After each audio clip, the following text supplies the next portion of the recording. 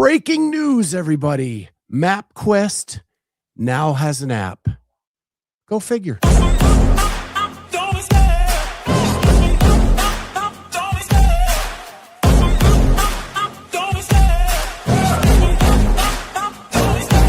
Love the chase and the hunt, and I set the pace when I'm running. I always take what I want and I always give it 100. Don't need a bank, no I'm funded. Play the game like it's nothing. I'm always thankful for something. Don't take for granted, stay humble. Now wake up!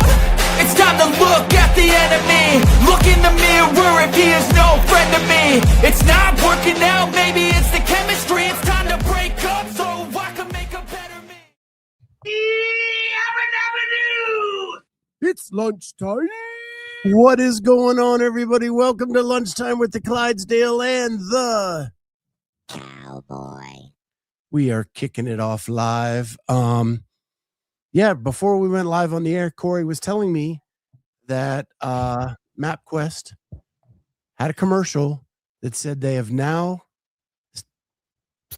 created an app. Maybe 5 years too late. Maybe. I just found it absolutely hilarious that today in 2026, I just heard a commercial where they were like, MapQuest is back and now available in the App Store. And I'm like, we've had apps for 17 or so years.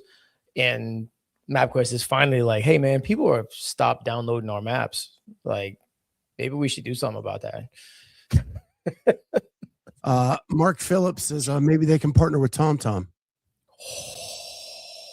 I had a TomTom. I didn't have a TomTom. I did have, I think, like an early model when Garmin was just a navigation thing, but it never did work right. Funny enough, TomTom, you could download different voices to read you the maps.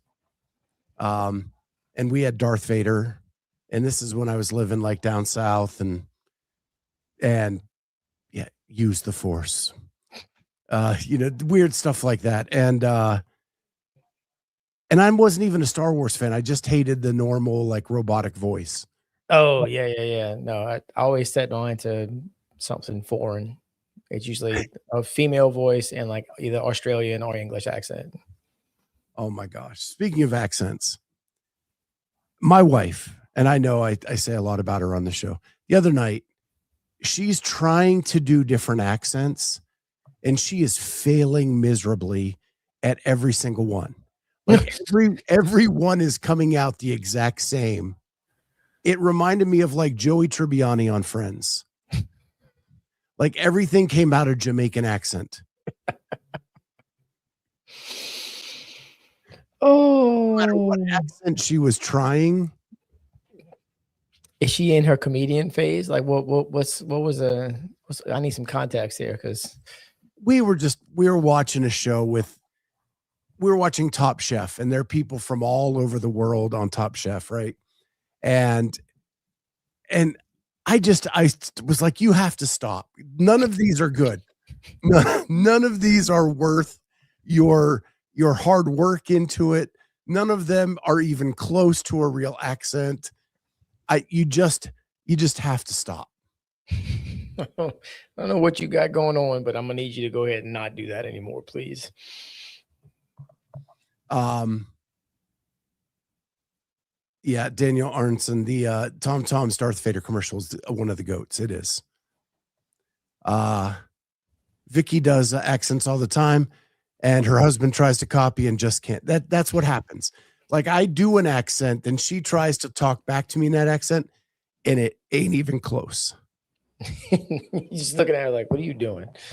I'm like, you're like that tone deaf singer that thinks they're singing like Adele, and you're like not even in tune. Not only do you not sound like Adele, you don't sound like anybody. And she can sing. Like, I was trying to use that example. Like, you can sing, you can hear the tone.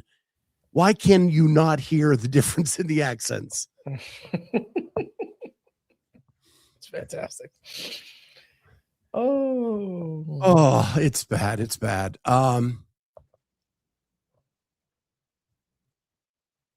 Sounding like a dud. A dud? Yeah, instead of Adele? Joseph Ramirez, ladies and gentlemen. He'll be here all week. Tip your bartenders.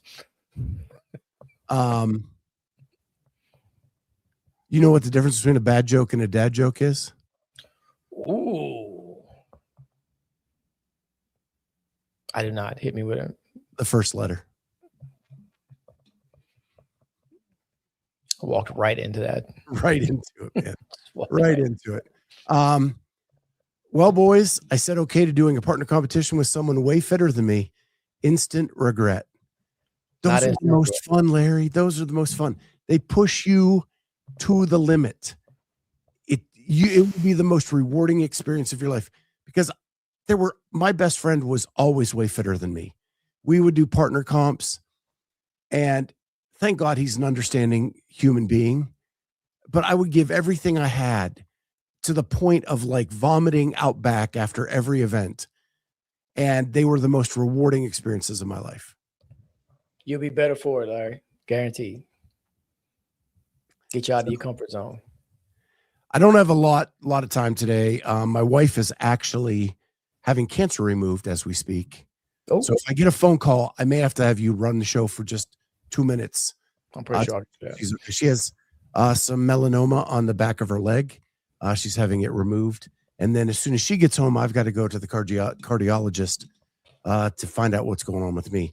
So short show today, but I did want to talk about Lisa Wells. If you did not see it, Brooke and Sydney made a post on Instagram talking about their mother and how usually they talk about their fitness journeys and things like that, but they had to talk about something serious. And that serious thing was that their mother has brain cancer. And I have met Lisa several times. Back when we had Sydney on our show, back when it was Kat and myself, and Kat befriended Sydney, and they became really good friends. And every time we went to a competition, they were always like talking and hanging out. And I got to know Lisa through that relationship. And every event I ever went to, Lisa was the kindest, sweetest woman in the world. And my thoughts and prayers go out to her and her family. And hopefully God gives her the strength to fight through this and gets her to the other side. I know I say some things about her daughter, Brooke. It's not that I don't like Brooke. It's that Brooke just never does an interview with me. And so I don't root for her. But I do root for Sydney, because Sydney, we did her first podcast on this channel. And Sydney has been really cool to both Kat and I. And through that, we met Lisa. Lisa's awesome. I want Lisa to kick cancer in the ass. Absolutely. So, man, it has not been a great week for CrossFit Space parents. Chase's dad, now Wells's mom. Like, good Lord, man. Praying for all of them. Praying for every single last one of them. So, after that heavy news, let's hit something light. Yes. Andrew Sten sent me this the other day because, Andrew knows me. What is my biggest pet peeve in the world? Have you seen this? Something that has hit the CrossFit space, hit the NBA about a week ago. And that is this.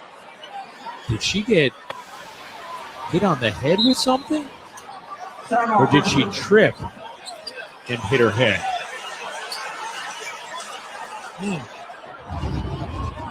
Let's see what happens here. Trey Mitchell. Oh. If she got hit in the back of the head with the camera, the cameraman stepped on the freaking court. And when the ref was running down, bam. Bro. Are you freaking kidding me? Why? He's not even looking at the game, and he's on the court. It's not okay. This is not okay. We had it, week 2 of the Open, where the camera woman steps right in front of Lucy Campbell during the Open workout. And then you have this jackass stepping on the court and not even with his back turned to the action. Thankfully, Lucy's judge had enough wherewithal to like push that camera person out of the way so that nothing crazy happened. This poor lady ran like that had to hurt. I am certain. That is I'm not going a to small say piece it of for the equipment. 1,000,000th time. The lenses on today's cameras and the quality of pictures you can take, like the megapixels, like my camera, whatever, 20 some megapixels. I can take a shot from center field of a batter at home plate and then blow it up later, and it never degrades because of the amount of pixels on that frame. Right. Video cameras have zoom lenses on them. You can get everything you need from a distance. You do not need to be on a playing surface of a sport. You got no argument for me. That's insane. It's absolutely insane. It makes no sense whatsoever. It's stupid. That's dangerous, reckless. I mean, pick an adjective. I'm not for it. That's bad. That's bad juju. That's gross. And it impacted this game. They had to stop the game. The refs concussed. Yeah, the refs got CTE protocol now. What the hell? And not because she got ran over by a player or somebody, threw an errant pass and they hit her in the back of the head or something that would happen while reffing, right? Something that you kind of in the mix and somebody takes a charge and they fall down on you or something like that. Any one of those things could happen to a ref while they're out there. She got hit by somebody who did not belong on the court. That's a problem. It's ridiculous. And like I said, it's not only do they interfere with the action frequently, but they block the views of the spectators. Yeah. The dude was courtside. You know how much courtside tickets are? I'm going to tell you this. They ain't cheap. No. And here's this jackass running around with a giant camera rig. And Mark makes a great point. This wasn't an accident. This was negligence. Correct. Most impressive refs, hockey, skating, no pads. And they get in the middle of fights. And most of them are half the size of the players. Well, they get in the middle of the fights that have been going on for a little while. Well, they're not. Let them wear themselves out a little bit, and then I'm going to get in there because I'm not getting in there in the middle of that. You lost your damn mind. But they don't have to worry about people coming onto the ice from media because the glass is so high that people can't get through there, right? Can you imagine if it wasn't? Because you know how stupid people are. Like, that's bound to happen. If you did not have all that glass, and it's there to protect the people from the puck flying around, I'm well aware of that. But, like, if it's not there for whatever reason, you would have idiots trying to get on the ice with a camera so they can get, I got to get this shot. No, you don't. You really don't. It's not necessary. The funny thing is, my daughter did an internship with the Columbus Blue Jackets, and there are little holes in the glass where you can stick your lens through, so you can get a clean shot without like the stuff, glare and all that. But it's just big enough to get your lens through. Perfect. And you take your snaps and go. And you put it right there too. Like, I'm not putting it anywhere else. I'm putting it right there. I'm not doing this with it. No, we're going to keep it right there because it don't take but a half a second before now all of a sudden you got a puck flying at 100 miles an hour and it just shattered your lens because you're an idiot and stuck it through the hole instead of in the hole. WWE has it down pat. Never know that they're there until they're part of the script. Facts. My son just started watching wrestling again, which means we've been watching wrestling at the house. Yeah. Well, speaking of wrestling, the announcement was made yesterday. I saw Barbell Spin put something out this morning. I've been digging into this since after yesterday's show. American Gladiators is coming back on Amazon Prime, April 17th, I think. That's my birthday. It is. And Danny Spiegel is a part of it. Jordan Chefs, if anybody knows her, she's a semifinal athlete from Michigan, has been posting on her social that she's had to keep this a secret. I'm wondering if she is a contestant. Oh, because I cannot find her as part of the cast. right. So I'm wondering if we're going to have a CrossFitter as a contestant and a CrossFitter as a gladiator. We've had this discussion before about who would make good wrestlers, who would make a good gladiators and whatnot. And Danny's always been at the top of that list, man. I think she's going to kill it. So what I love, and I pulled it up just so I can share it with you guys, is this is the Gladiator website. This is the cast. So here's Danny Spiegel. And what is the first thing they say about her? 7-time CrossFit Games athlete. And then, and Titan Games Season 2 champion. But they are saying the word CrossFit. They're saying CrossFit Games. And they are promoting CrossFit with this. So that means they probably got CrossFit's permission. Or they have a cease and desist on the way. Yeah, I'm sure they probably did.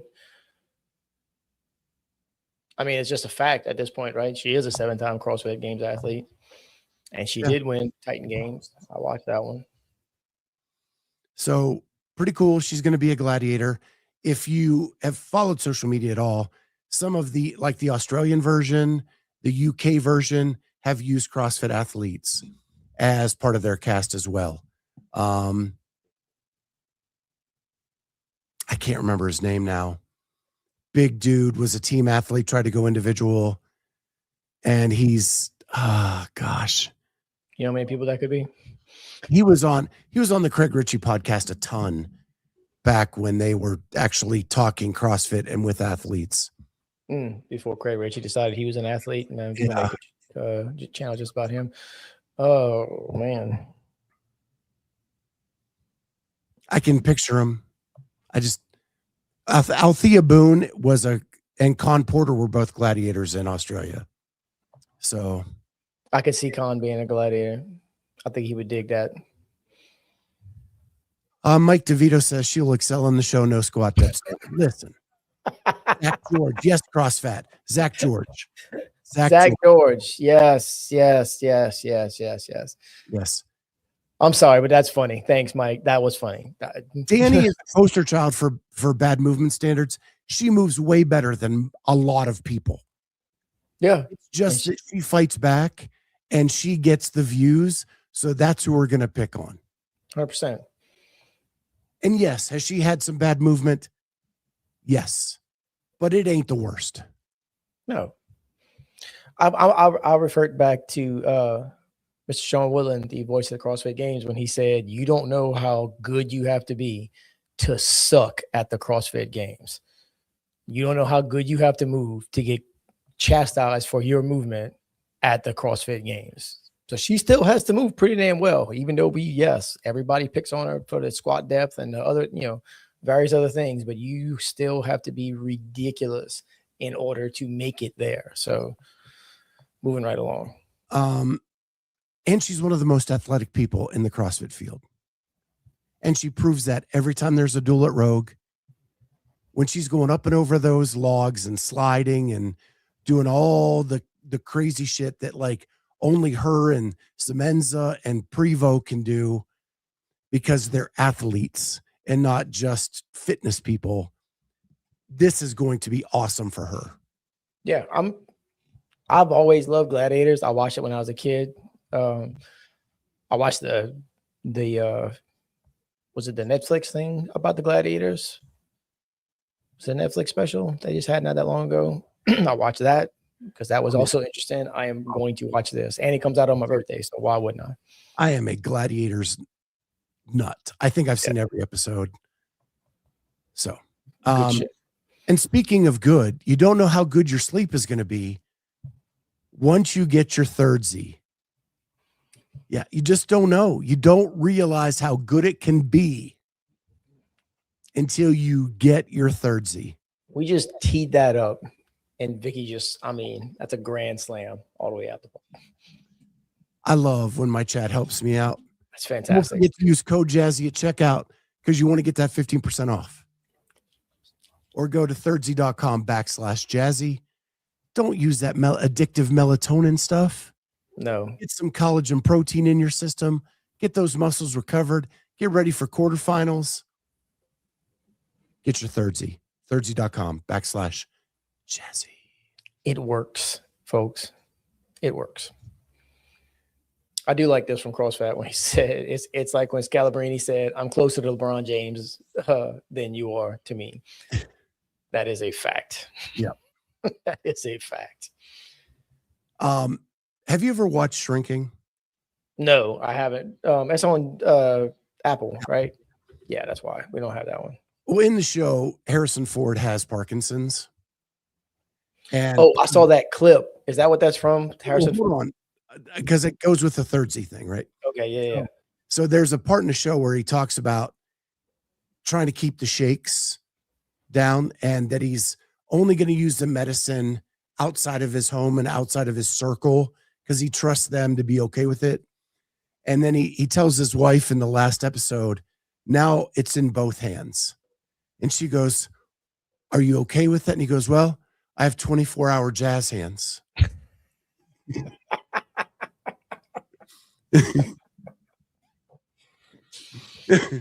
Harrison Ford is a national treasure. Man, should be protected from the boss. I thought you were going to say, I saw the conversation between him and, oh gosh, darn it. Of course, I can't say his name. Back to the Future, Michael J. Fox. Yep. That is, I laughed out loud so hard because, like, first of all, I don't think I've ever heard Michael J. Fox cuss like once. And that was well worth the 2.5 minutes or however long it lasted, and then just talking back and forth to each other. That was outstanding. Someone take away Harrison Ford's airplane keys, though. Dude, he is a national treasure, man. And his acting is still great. Like this show, like Shrinking is one of my top 3 shows on TV right now.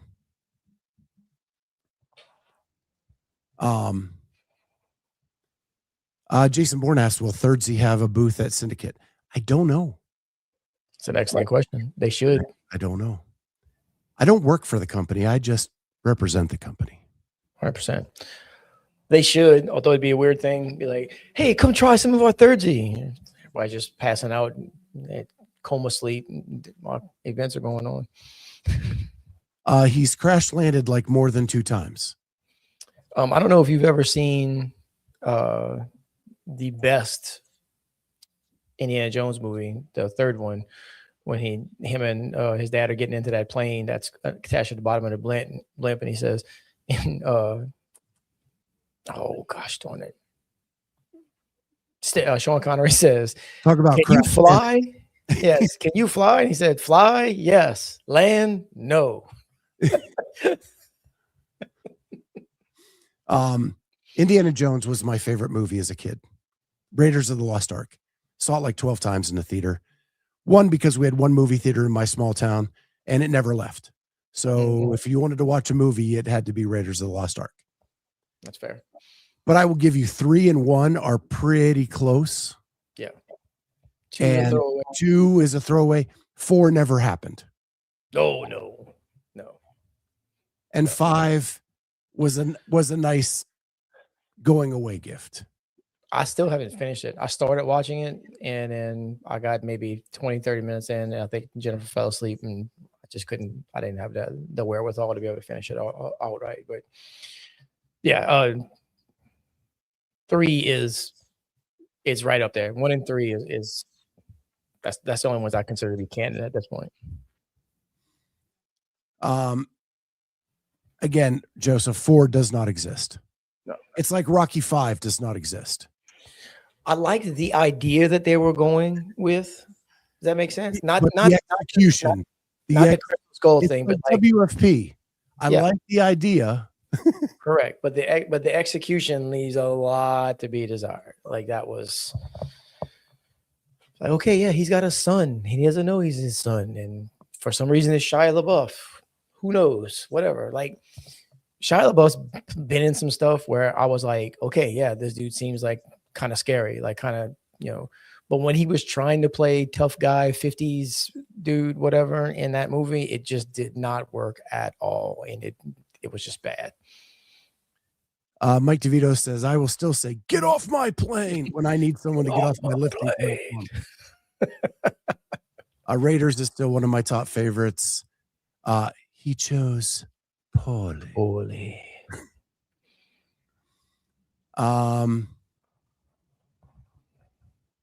4 was rough, but I never saw 5. 5's a nice going away gift, is what I would say. It's not on the level of 1 and 3, but it's a nice kind of summing it up. The Temple of Doom heart thing scared the crap out of me. The monkey brains got me. Oh, so gross. And the problem with 2 is you're not going after this like really cool relic. It's just gold.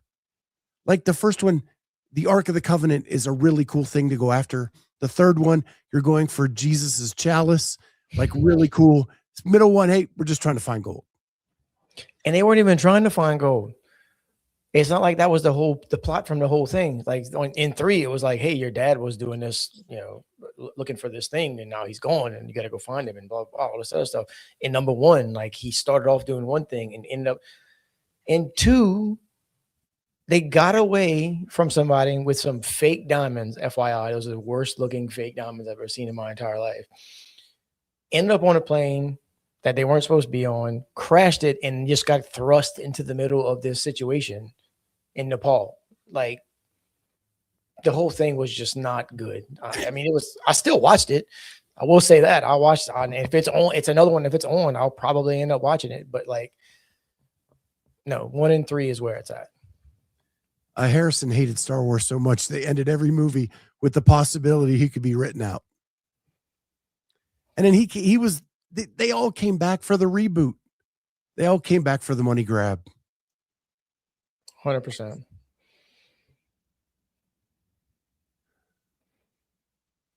So yeah. Also, the biggest takeaway from Rocky V is Union Kane was a paper champion and never won the title from Balboa.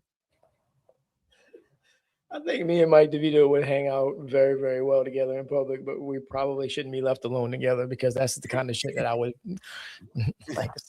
we would get heated about, like telling other people about it. So Rocky is my favorite movie of all time. Yeah. And I say that Rocky V doesn't exist. I've still probably watched it 5 times. Sure. It's so dumb. Like, why do I keep subjecting myself to that movie? Hoping it gets better. Yeah. I feel the same way about the beginning of Temple of Doom, dude. The Temple of Doom, I'm sitting there watching it. The first 10 minutes where they're sitting at the table and he's trying to get the diamond thing back, and there's a big production going on and whatnot. And I'm like, this is absolutely terrible. I understand what they're trying to do, but holy smokes, this is absolutely terrible. And I will sit there and watch the entire thing. Oh, they crash land. They slide down a mountain on a raft that they somehow landed in the middle of off the plane. Like, come on, dude, for real. And I'm going to watch the entire thing. The Tommy Gunn actually turned out to be a sad, crazy reality story. Yeah. If we only knew.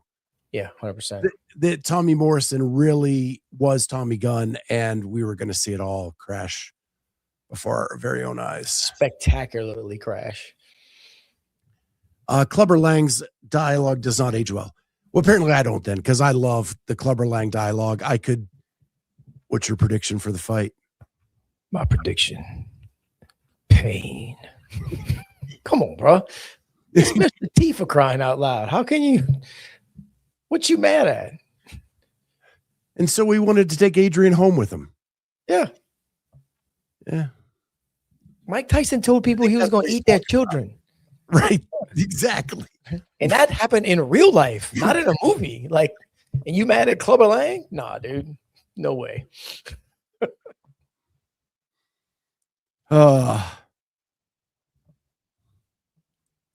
Such a good movie. Anyway, we really got off the track, but that's okay. Not much going on in today's news. Just want to finish it up with, I'll save well, no, let's do that. We have a couple data points now. Has your idea of who is going to contend for the CrossFit Games changed now that we've had Wadapalooza and the Open? No. I still got my money's still on Dallin. It really, really is. Somebody said it yesterday, and I forget where it was at, or it might have been this morning when they were talking to Nick Johnson, that if somebody could teach Dallin how to run, he wins the games. Period. But in that same conversation, if you're going to the ranch, and that means probably some stuff going on there with some running, that does not bode well for Dallin. Didn't bode well for Dallin. I still got him on top. I still think he can, and I still think he will. My prediction has not changed. I will say this on the female side as well, is that Lucy, it looks incredible right now, but it's also March. And we haven't seen Alex do anything yet. So I picked Alex. I probably would stay with Alex, but man, Lucy looks good. And she does. And her mindset is so good. And the one thing that I do know for a fact now is Lucy has that, you're going to have to kill me to beat me. Yes. I would say this. So, and I'm not sure that Alex has the matching mindset yet. I really want to see her on the floor individually, and I want to see her. So, and I know I keep reverting back to this, but my coach, Brandon Luckett, has said several times, I will cough up blood on the floor before I quit, before I let somebody beat me, right? And I feel like Lucy's definitely in that mindset, right? She's going to do whatever it takes. Like, no amount of pain is going to slow her down, going to stop her, whatever the case may be. And I just like you, I'm not sure that we've seen that from Alex, but I am very, very curious to see, like, what is she's going to look like at a semifinal. Coming back from the injury, coming back from everything that she's come back for. Because for the team competition at Wadapalooza over the weekend, she looked fantastic, right? She looked like herself. But she's also going with 2 other people. So you're getting a lot of rests. You know, you can kind of sprint stuff, blah, blah, whatever. But I want to see it. I really, really do. CrossFit kind of nails it for me. Alex gives me pre-win Tia vibes. She has to get over that hump of that mindset. What I will tell you is Daniel's got it on the nail on the head. Paige Rogers has that. Paige Rogers is impressing the shit out of me every time I see her. She has moved up my leaderboard tremendously. Yes. With the data points we have seen thus far. Yep. So I had Emma Lawson in my podium. I might put Paige Rogers in my podium going into the games. If she stays on the same trajectory that she's been on, which has been absolutely insane, a couple of things that we've seen her in, right? She's fighting. She's in there. And I will say this, dude. We've talked about this several different times. The women's field, no Tia, no Laura. How wide open can it be, right? So no Tia, no Laura, and in the men's field being what it is, you got 5 guys who are in contention for the podium. And then on the men's side, James is just convincing me more and more that on any given weekend, that dude can win any event. He is becoming less and less program dependent with each year moving forward. It's going to be just read Daniel's comment. I am I did. smart. I am smart. More people should listen to me. Yeah.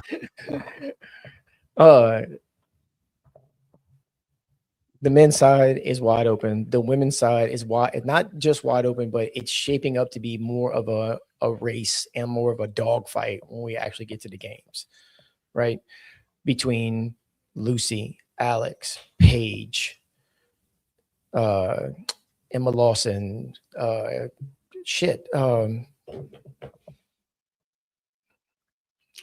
good Lord, why can't I think that she's the youngest one, not the youngest one out there, but one of the youngest ones out there. Olivia, thank you.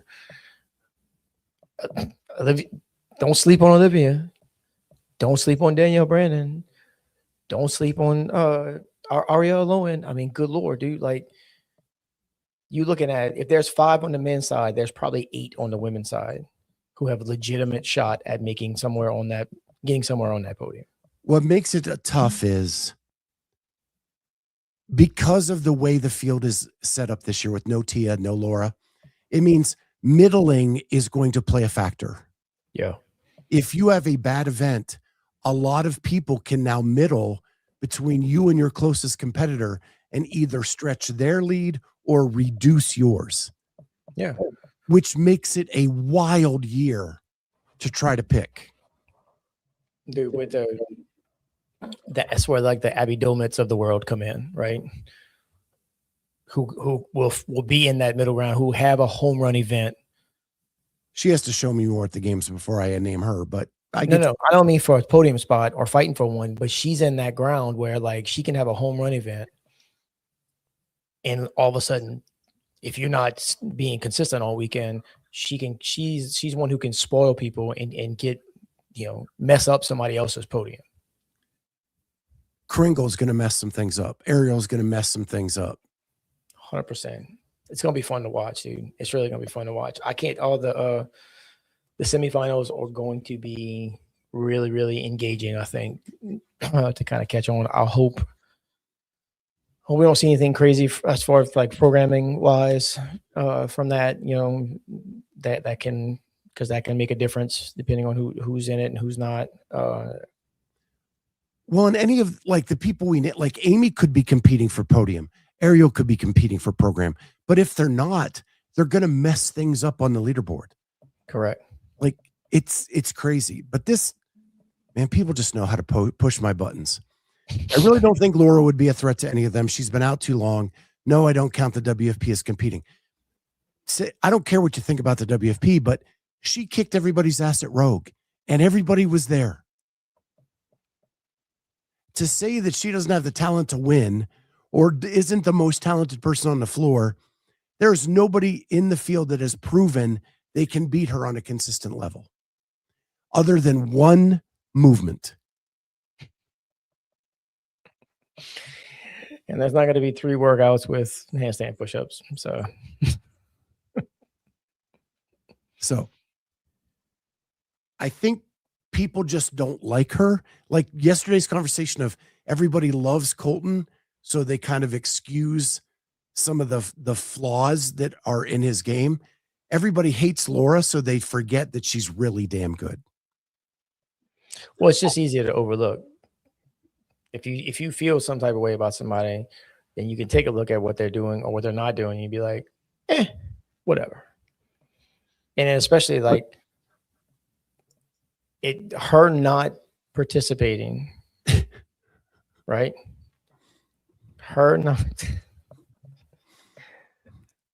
participating in the game season and only doing WFP, people take that as a sign of weakness. Because they're like, oh, you feeling just some type of way, whatever the case may be. And even though clearly she's still fit, like she's still training, she's still doing all of the things, she's just not participating in quote unquote our season. So people take that as she's scared or she's whatever. And then you'll project that out further and be like, well, she's not any good, because if she was any good, she would be competing over here and try to win a championship. You say people are calling that a weakness that she doesn't do the game season. If she was fighting for a belief that you shared with her, you would view that as a strength. I agree. 100%. It's only because her belief is in something that you don't agree with that you're saying it's a weakness. Absolutely. And I think a lot of people feel that way in our space, like a shit ton of them, which is why she gets the hate that she does. But to take a stand against something that you believe in. Oh, look, it's not even the mainstream thought at this point. And to sit out the prime of your career over it. I got nothing but respect for it. I got nothing but respect for her as far as that kind of stuff is concerned. Absolutely.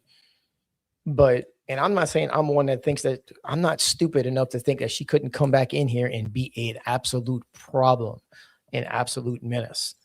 I'm not that naive by any stretch of the imagination. I'm just telling you that that's probably how people think. They look at it and go, well, she's not doing the season, so to hell with her. She sucks. I understand what you're saying, Daniel, but you're just looking at WFP. Rogue is the next rung below the games.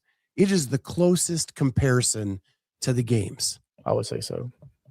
And the field is the closest to what you see at the games. And the field is reduced, so you have less middling there. You can't only look at WFP. You have to look at her Rogue performances. Overall body of work. Year. It's her overall body of work. It's not like she's sitting on the couch right now eating Cheetos and watching TV. Like, she's still training. She's still a Red Bull athlete. She's still doing things. It might not be things that you necessarily agree with, but she is still doing things that are competitive functional fitness. I mean, be that as it may. Why do you think Laura didn't do Wadapalooza? Well, to fly from Hungary to Miami to do 5 events is a big ask. Yeah, in 2 days. So and for 75 grand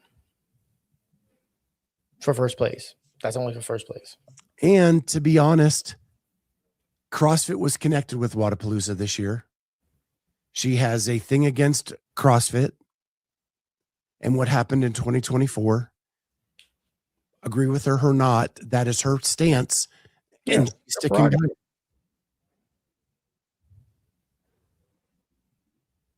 That is her prerogative. She's eating Cheetos. Yeah. You think you can get Cheetos in Hungary? Hungarian Cheetos? Is that a thing?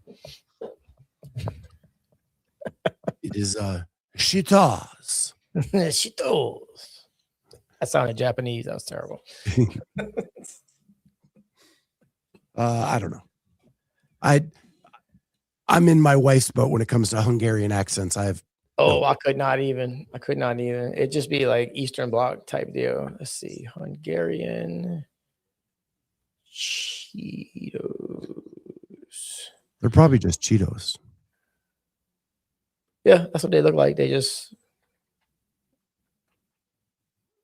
just written in Hungarian. There you go. All right. I got to head out. Got to go check on my wife. She just came in, and I got to head off to my doctor's appointment. But we'll be back tomorrow.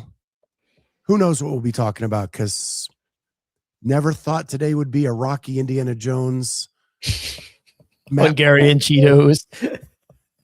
But there it is. Get your Cheetos, get your MapQuest. Let me go print out my map so I can get to my appointment.